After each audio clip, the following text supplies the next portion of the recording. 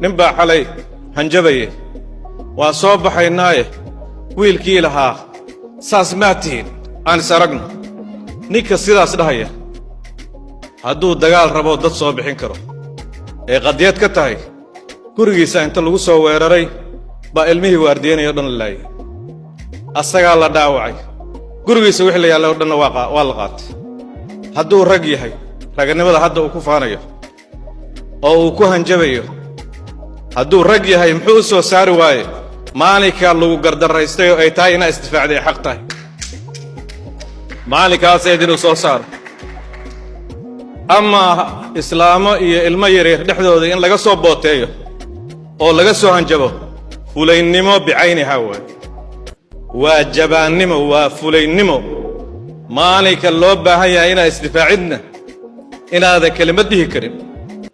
inaad maaragtay gacmaha inta wax ku xiratid aad maskiin iska dhigtid nin aan kuu soconna aad dagaal ugu baaqdid arrintaas fulaynimo weeyaan leenahay ha ka soo noqdo ninkaas odaga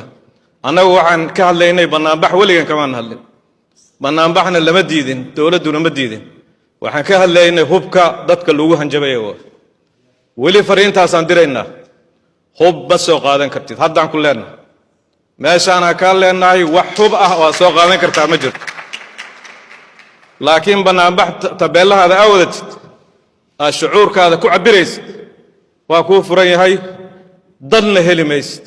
dadna kuu soo bixi maayaan dadka $5 la siiyey war adeerayaalow nimankaa $5 ka qaata guryihiinala jooga ilaahay baa idinku soo dhiibay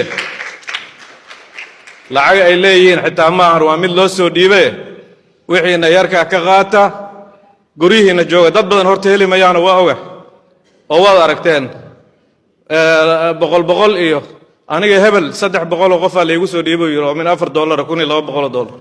baa leeso mid baa dhahay wuxuuba waa kun qof waxay ku booteynayaan kunka qof na waa kun ay madaxa ka qaldeen